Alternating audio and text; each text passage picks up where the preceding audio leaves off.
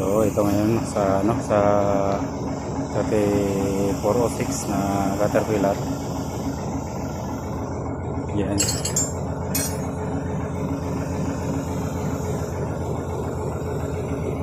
So magbabaklas ako ng head.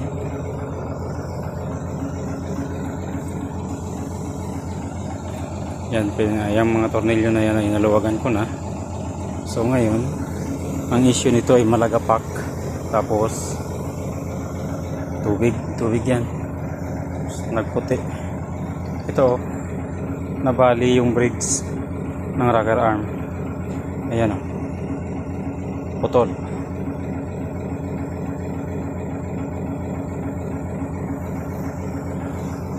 Putol ang brakes.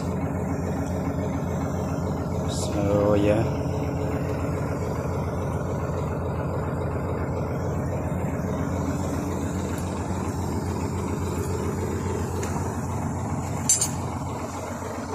So, yan lang ang ano nito. Ang issue, lumagapak. Dahil yan dyan sa nabali na yan ang paglagapak nito. So pero tatanggalin namin itong head gawa ng ayan o, naghalo. Wala man ibang maanuan. Kaya titignan namin kung anong problema niya.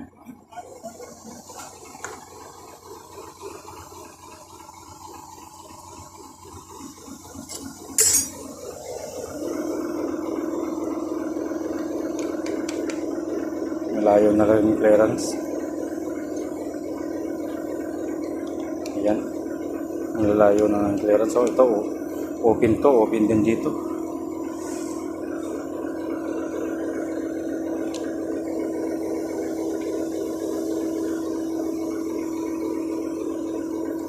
So ito lang ang ano dito, is itong bridge.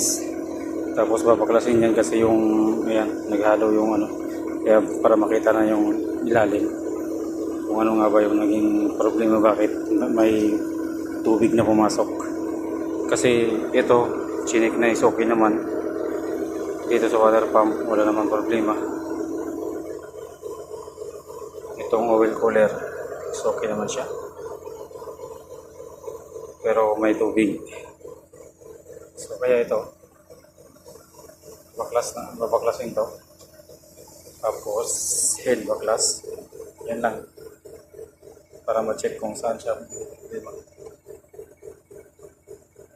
So, sige po mga lods, salamat sa inyong panonood at suporta sa aking mga munting video. Ingat kayo lagi, God bless.